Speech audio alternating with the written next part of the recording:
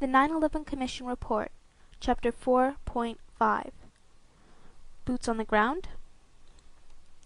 Starting on the day the August 1998 strikes were launched, General Shelton had issued a planning order to prepare follow-on strikes and think beyond just using cruise missiles. The initial strikes had been called Operation Infinite Reach. The follow-on plans were given the code name Operation Infinite Resolve. At the time, any actual military action in Afghanistan would have been carried out by General Zinni's Central Command. This command was therefore the locus for most military planning. Zinni was even less enthusiastic than Cohen and Shelton about follow-on cruise missile strikes. He knew that the Tomahawks did not always hit their targets. After the August 20 strikes, President Clinton had to call Pakistani Prime Minister Sharif to apologize for a wayward missile that had killed several people in a Pakistani village. Sharif had been understanding while commenting on American quote-unquote overkill. Zinni feared that bin Laden would in the future locate himself in cities where U.S. missiles could kill thousands of Afghans.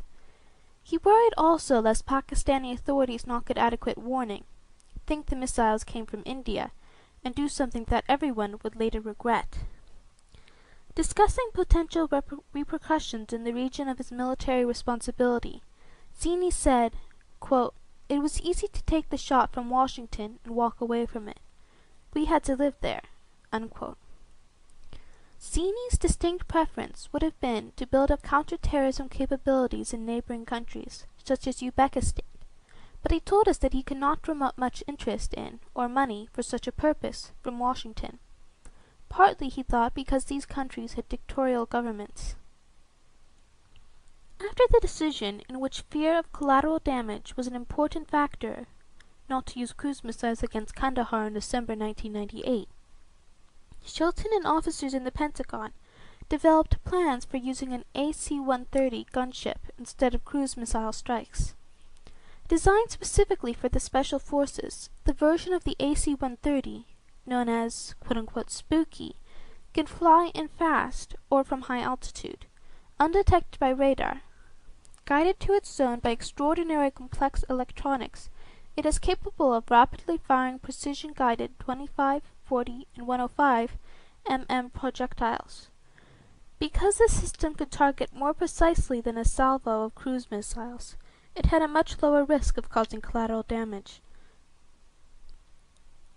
After giving Clark a briefing and being encouraged to proceed, Shelton formally directed Zinni and General Peter Shoemaker, who headed the Special Operations Command, to develop plans for an AC-130 mission against bin Laden's headquarters and infrastructure in Afghanistan.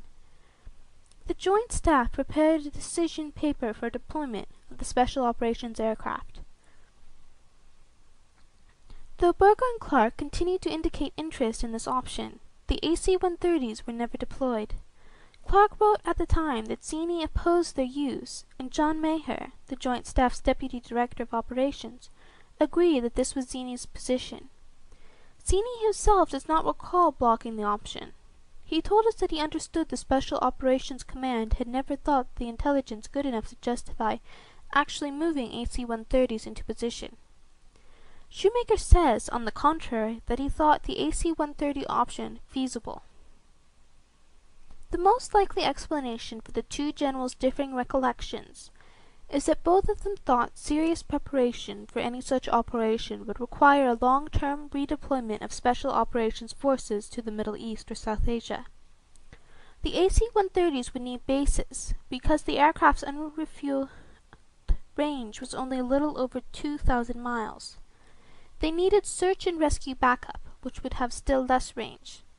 Thus an AC-130 deployment had to be embedded in a wider political and military concept involving Pakistan or other neighboring countries to address issues relating to basing and overflight. No one ever put such an initiative on the table. Zinni therefore cautioned about simply ordering up AC-130 deployments for a quick strike. Shoemaker planned for what he saw as a practical strike option, and the underlying issues were not fully engaged. The Joint Staff decision paper was never turned into an interagency policy paper. The same was true for the option of using ground units from Special Operations Command. Within the command, some officers, such as Shoemaker, wanted the mission of, quote, putting boots on the ground, unquote, to get at bin Laden and Al-Qaeda. At the time, Special Operations was designated as, quote, supporting command, unquote, not a, quote, supported command, unquote. That is, it supported a theater commander and did not prepare its own plans for dealing with Al-Qaeda. Shoemaker proposed to Shelton and Cohen that Special Operations became a supported command, but the proposal was not adopted. Had it been accepted, he says, he would have taken on the Al-Qaeda mission instead of deferring to Zini. Lieutenant General William Boykin, the current Deputy Under Secretary of Defense for Intelligence and a founding member of Delta Force, told us that, quote, opportunities were missed because of an unwillingness to take risk and a lack of vision and understanding, unquote. President Clinton relied on the advice of General Shelton, who informed him that without intelligence on bin Laden's location, a commando raid's chance of failure was high. Shelton told President Clinton that he would go forward with, quote, boots on the ground, unquote, if the President ordered him to do so. However, he had to ensure that the President was completely aware of the large logistical problems inherent in a military operation. The Special Operations plans were apparently conceived as another quick strike option, an option to insert forces after the United States received actionable intelligence. President Clinton told the Commission that, quote, if we had really good intelligence about where Osama bin Laden was, I would have done it, unquote. Zini and Shoemaker did make preparations for possible, very high-risk in and out operations to capture or kill terrorists.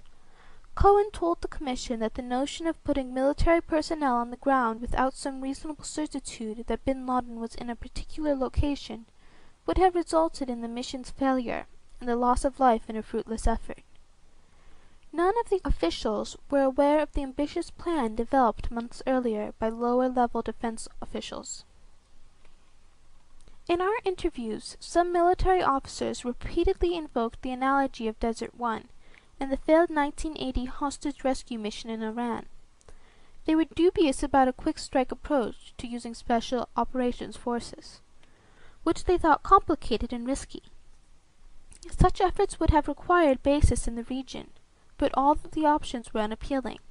Pro-Taliban elements of Pakistan's military might warn bin Laden or his associates of pending operations. With nearly basing options limited, an alternative was to fly from ships in the Arabian Sea or from land bases in the Persian Gulf, as was done after 9/11. Such operations would then have to be supported from long distances, overflying the airspace of nations that might not have been supportive or aware of U.S. efforts.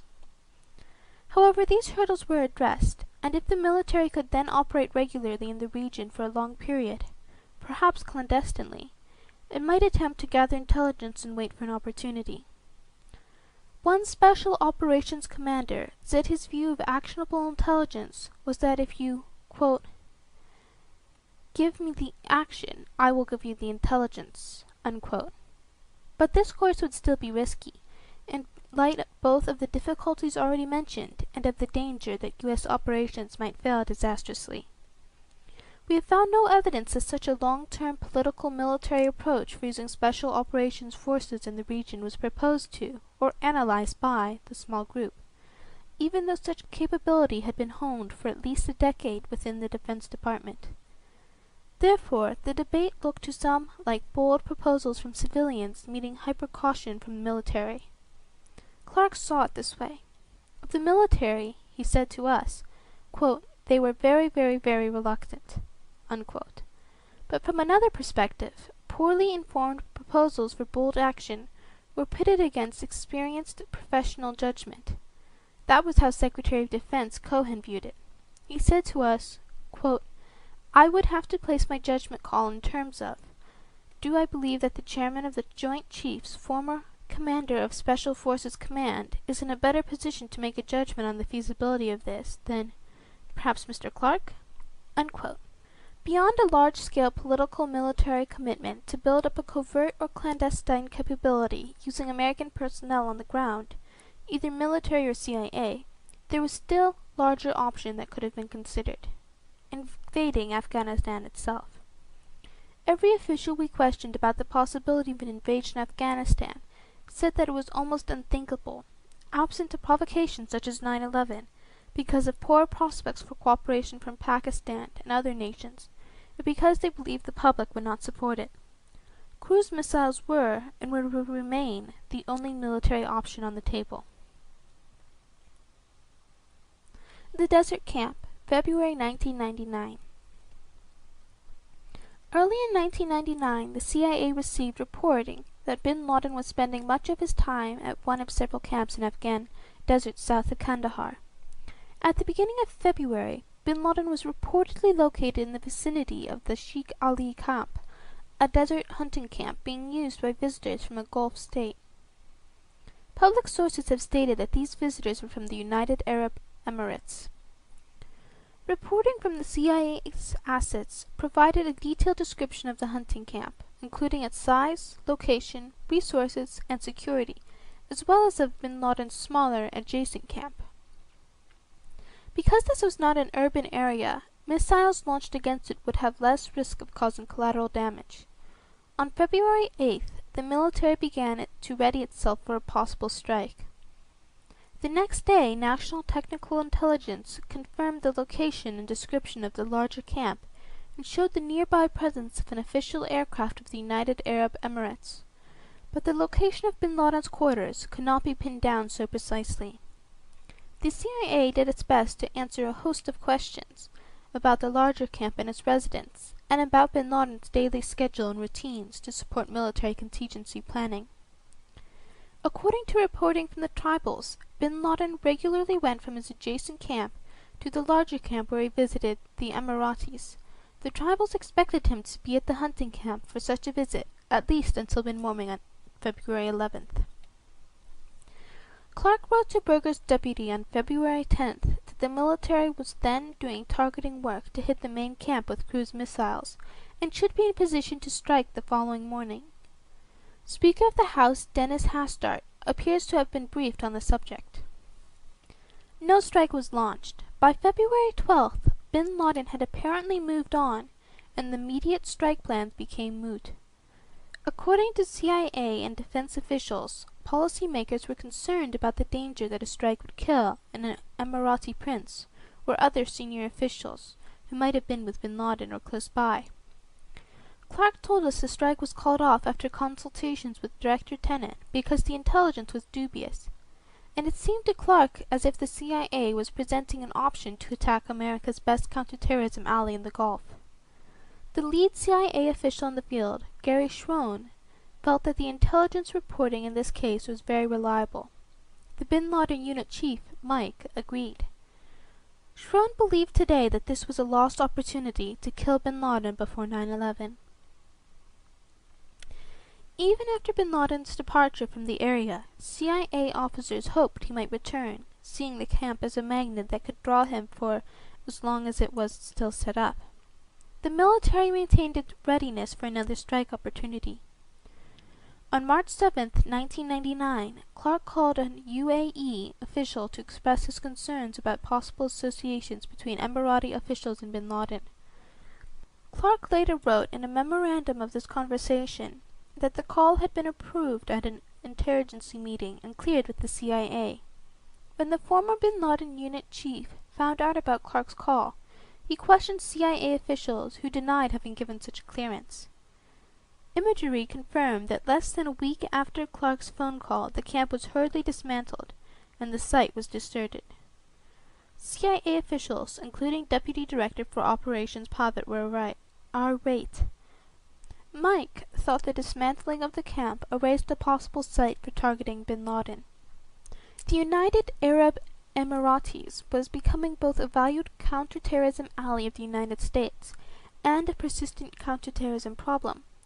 From 1999 through early 2001, the United States and President Clinton personally pressed the UAE one of the Taliban's only travel and financial outlets to the outside world, to break off its ties and enforce sanctions, especially those relating to flights to and from Afghanistan.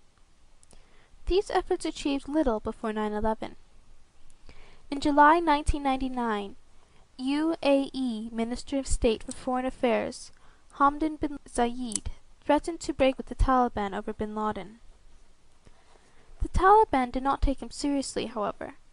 Bin Zayed later told an American diplomat that the UAE valued its relations with the Taliban because Afghan radicals offered a counterbalance to Iranian dangers in the region, but he also noted that the UAE did not want to upset the United States.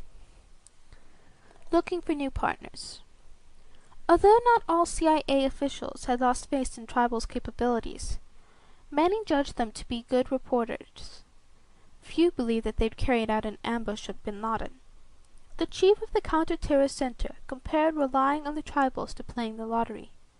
He and his associates, supported by Clark, pressed for developing a partnership with the Northern Alliance, even though doing so might bring the United States squarely behind one side in Afghanistan's long-running civil war. The Northern Alliance was dominated by Tajiks and drew its strength mainly from the northern and eastern parts of Afghanistan. In contrast, Taliban members came principally from Afghanistan's most numerous ethnic group, the Pashtuns, who were concentrated in the southern part of the country, extending into the northwest frontier and Baluchistan provinces in Pakistan. Because of the Taliban's behavior and its association with Pakistan, the Northern Alliance had been able at various times to obtain assistance from Russia, Iran, and India. The alliance's leader was Afghanistan's most renowned military commander, Ahmad Shah Massoud. Reflective and charismatic, he had been one of the true heroes of the war against the Soviets. But his bands had been charged with more than one massacre, and the Northern Alliance was widely thought to finance itself in part through trade in heroin. Nor had Massoud shown much aptitude for governing, except as a ruthless warlord. Nevertheless, Tenet told us Massoud seemed the most interesting possible new ally against bin Laden. In February 1999, Tenet sought President Clinton's authorization to enlist Massoud and his forces as partners. In response to this request, the President signed the Memorandum of Notification, whose language he personally altered. Tenet says he saw no significance in the President's changes. So far as he was concerned, it was the language of August 1998, expressing a preference for capture, but accepting the possibility that bin Laden could not be brought out alive. "We are blowing the same ground," Tenet said. CIA officers described Massoud's reaction when he heard that the United States wanted him to capture and not kill bin Laden. One characterized Massoud's body language as, quote-unquote, a wince. Schron recalled Massoud's response as, quote, "You guys are crazy, you haven't changed a bit," unquote. In Schron's opinion, the capture proviso inhibited Massoud and his forces from going after bin Laden, but did not completely stop them. The idea, however, was a long shot. Bin Laden's usual base of activity was near Kandahar, far from the front lines of Taliban operations against the Northern Alliance. Kandahar, May 1999. It was in Kandahar that perhaps the last, and most likely the best, opportunity arose for targeting bin Laden with cruise missiles before 9/11. In May 1999, CIA assets in Afghanistan reported on bin Laden's location in and around Kandahar over the course of 5 days and nights. The reporting was very detailed and came from several sources. If this intelligence was not quote-unquote actionable, working-level officials said at the time and today it was hard for them to imagine how any intelligence on bin Laden and Afghanistan would meet the standard. Communications were good and the cruise missiles were ready. Quote, "This was in our strike zone," unquote, a senior military officer said. Quote, "It was a fat pitch, a home run," unquote. He expected the missiles to fly. When the decision came back that they should stand down, not shoot, the officer said, quote, "We all just slumped," unquote. He told us he knew of no one at the Pentagon or the CIA who thought it was a bad gamble. Bin Laden, quote, should have been a dead man, unquote, that night, he said. Working-level CIA officials agreed. While there was a conflicting intelligence report about Bin Laden's whereabouts, the experts discounted it. At the time, CIA working-level officials were told by their managers that the strikes were not ordered because the military doubted the intelligence and worried about collateral damage. Replying to a frustrated colleague in the field, the Bin Laden unit chief wrote, quote, having a chance to get Bin Laden 3 times in 36 hours, forgoing the chance each time has made me a bit angry. The DCI finds himself alone at the table with the other principals, basically saying, we'll go along with your decision, Mr. Director, and implicitly saying that the agencies will hang alone if the attack doesn't get Bin Laden, unquote.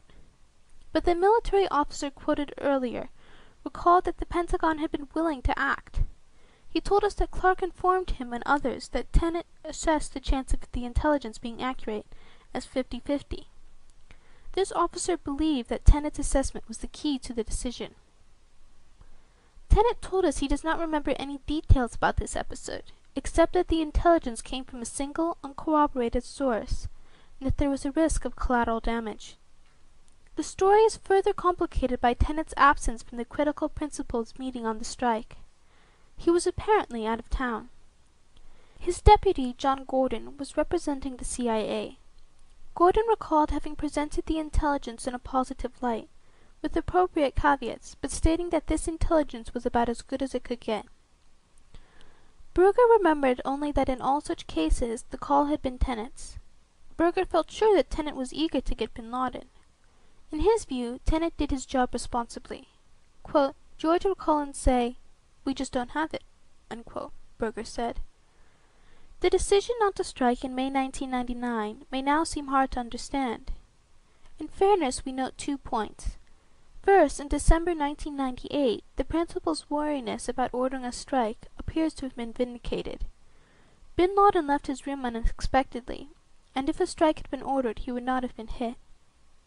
Second, the administration and the CIA in particular was in the midst of intense scrutiny and criticism in May 1999, because faulty intelligence had just led the United States to mistakenly bomb the Chinese embassy in Belgrade during the NATO war against Serbia. This episode may have made officials more cautious than otherwise had been the case. From May 1999 until September 2001, policymakers did not again actively consider a missile strike against Bin Laden.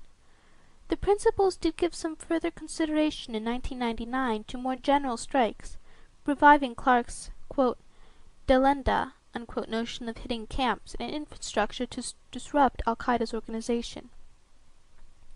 In the first months of 1999, the Joint Staff had developed a broader target lists to undertake a, quote-unquote, focus campaign against the infrastructure of Bin Laden's network, and to hit Taliban government sites as well. General Shelton told us that the Taliban targets were, quote-unquote, easier to hit and more substantial. Part of the context for considering broader strikes in the summer of 1999 was renewed worry about Bin Laden's ambitions to acquire weapons of mass destruction. In May and June, the U.S. government received a flurry of ominous reports, including more information about chemical weapons training or development at the Duranta camp, and possible attempts to amass nuclear material at Herat. By late June, U.S. and other intelligence services had concluded that al-Qaeda was in pre-attack mode, perhaps again involving Abu Hafs, the Mauritanian. On June 25th, at Clark's request, Berger convened the small group in his office to discuss the alert, Bin Laden's WMD programs, and his location. Quote, should we preempt by attacking UBL facilities? Unquote. Clark urged Berger to ask his colleagues. In his handwritten notes on the meeting paper, Berger jotted down the presence of 7 to 11 families in the Tarnik Farms facility, which could mean 60 to 65 casualties. Berger noted that the possible, quote-unquote, slight impact on Bin Laden, and added, quote, if he responds, we're blamed, unquote. The NSC staff raised the option of waiting until after a terrorist attack, and then retaliating, including possible strikes on the Taliban. But Clark observed that Bin Laden would probably empty his camps after an attack. The military route seemed to have reached a dead end.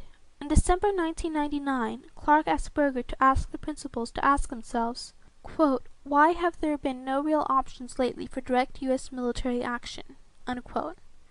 There are no notes recording whether the question was discussed, or if it was, how it was answered. Reports of possible attacks by bin Laden kept coming on throughout 1999. They included a threat to blow up the FBI building in Washington, D.C. In September, the CSG reviewed a possible threat to a flight out of Los Angeles or New York. These warnings came amid dozens of others that flooded in. With military and diplomatic options practically exhausted by the summer of 1999, the U.S. government seemed to be back where it had been in the summer of 1998, relying on the CIA to find some other option. That picture also seemed discouraging. Several disruptions and renditions aimed against the broader al-Qaeda network had succeeded, but covert action efforts in Afghanistan had not been fruitful. In mid-1999, new leaders arrived at the Counter-Terrorist Center and the bin Laden unit. The new director of CTC, replacing Jeff, was Cofer Black. The new head of the section that included the bin Laden unit was Richard Black. Richard and their colleague began working on a new operational strategy for attacking al-Qaeda. Their starting point was to get better intelligence, relying more on the CIA's own sources and less on the tribals. In July 1999, President Clinton authorized the CIA to work with several governments to capture bin Laden, and extended the scope of efforts to bin Laden's principal lieutenants. The President reportedly also authorized a covert action under carefully limited circumstances, which, if successful, would have resulted in bin Laden's death. Attorney General Reno again expressed concerns on policy grounds. She was worried about the danger of retaliation. The CIA also developed the short-lived effort to work with a Pakistani team that we discussed earlier, and an initiative to work with Uzbekistan. The Uzbeks needed basic equipment and training. No action could be expected for March 2000 at the earliest. In fall 1999, DCI Tenet unveiled the CIA's new bin Laden strategy. It was called simply, quote-unquote, the Plan. The plan proposed continuing disruption in rendition operations worldwide. It announced a program for hiring and training better officers with counterterrorism skills, recruiting more assets, and trying to penetrate al-Qaeda's ranks. The plan aimed to close gaps in technical intelligence collection, signal and imagery as well. In addition, the CIA would increase contacts with Northern Alliance rebels fighting the Taliban. With the new operation strategy, the CIA evaluated its capture options. None scored high marks. The CIA had no confidence in the Pakistani efforts, in the event that bin Laden traveled to the Kandahar region in southern Afghanistan. The tribal network there was unlikely to attack a heavily guarded bin Laden. The Counter-Terrorist Center rated the chance of success at less than 80%. To the northwest, the Uzbeks might be ready for a cross-border sortie in 6 months. Their chance of success was also rated at less than 10%. In the northeast were Mossad's Northern Alliance forces, perhaps the CIA's best option. In late October, a group of officials from the Counter-Terrorist Center flew into the Panjshir Valley to meet up with Mossad, a hazardous journey in rickety helicopters that would be repeated several times in the future. Mossad appeared committed to helping the United States collect intelligence on bin Laden's activities and whereabouts, and agreed to try to capture him if the opportunity arose. The bin Laden unit was satisfied that its reporting on bin Laden would now have a second source, but it also knew that Mossad would act against bin Laden only if his own interests and those of the United States were intersected. By early December, the CIA rated this possibility at less than 15%. Finally, the CIA considered the possibility of putting U.S. personnel on the ground in Afghanistan. The CIA had been discussing this option with Special Operations Command and found an enthusiasm on the working level, but reluctance at higher levels. CIA saw a 95% chance of Special Operations Command forces capturing bin Laden if deployed, but less than a 5% chance of such deployment.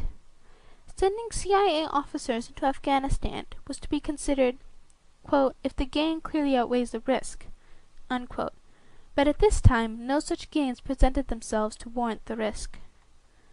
As mentioned earlier, such a protracted deployment of U.S. Special Operations Forces into Afghanistan, perhaps as part of a team joined to a deployment of the CIA's own officers, would have required a major policy initiative, probably combined with efforts to secure the support of at least one or two neighboring countries, to make a long-term commitment, establish a durable presence on the ground, and be prepared to accept the associated risks and costs. Such a military plan was never developed for interagency consideration before 9/11. As 1999 came to a close, the CIA had a new strategic plan in place for capturing bin Laden, but no option was rated as having more than a 15% chance of achieving that object. Collateral damage was an important factor, not to use cruise missiles against Kandahar in December 1998. Shelton and officers in the Pentagon developed plans for using an AC-130 gunship instead of cruise missile strikes. Designed specifically for the Special Forces, the version of the AC-130, known as quote-unquote spooky, can fly in fast or from high altitude, undetected by radar. Guided to its zone by extraordinary complex electronics, it is capable of rapidly firing precision-guided 25, 40, and 105 mm projectiles. Because the system could target more precisely than a salvo of cruise missiles, it had a much lower risk of causing collateral damage. After giving Clark a briefing and being encouraged to proceed, Shelton formally directed Zinni and General Peter Shoemaker, who headed the Special Operations Command, to develop plans for an AC-130 mission against bin Laden's headquarters and infrastructure in Afghanistan. The Joint Staff prepared a decision paper for deployment of the Special Operations aircraft. Though Berger and Clark continued to indicate interest in this option, the AC-130s were never deployed. Clark wrote at the time that Zinni opposed their use, and John Maher, the Joint Staff's Deputy Director of Operations, agreed that this was Zinni's position. Zinni himself does not recall blocking the option. He told us that he understood the Special Operations Command had never thought the intelligence good enough to justify actually moving AC-130s into position. Shoemaker says, on the contrary, that he thought the AC-130 option feasible. The most likely explanation for the two generals' differing recollections is that both of them thought serious preparation for any such operation would require a long-term redeployment of Special Operations Forces to the Middle East or South Asia, on a Pakistani village. Sheriff had been understanding while commenting on American quote-unquote overkill. Zinni feared that bin Laden would in the future locate himself in cities where U.S. missiles could kill thousands of Afghans. He worried also lest Pakistani authorities not get adequate warning, think the missiles came from India, and do something that everyone would later regret. Discussing potential repercussions in the region of his military responsibility, Zinni said, quote, "It was easy to take the shot from Washington and walk away from it. We had to live there." Unquote. Zinni's distinct preference would have been to build up counter-terrorism capabilities in neighboring countries, such as Uzbekistan, but he told us that he could not drum up much interest in, or money, for such a purpose, from Washington. Partly, he thought, because these countries had dictatorial governments. After the decision, in which fear of collateral, the AC-130s would need bases, because the aircraft's unrefueled range was only a little over 2,000 miles. They needed search and rescue backup, which would have still less range. Thus an AC-130 deployment had to be embedded in a wider political and military concept involving Pakistan or other neighboring countries to address issues relating to basing and overflight. No one ever put such an initiative on the table. Zinni therefore cautioned about simply ordering up AC-130 deployments for a quick strike. Shoemaker planned for what he saw as a practical strike option, and the underlying issues were not fully engaged. The Joint Staff decision paper was never turned into an interagency policy paper.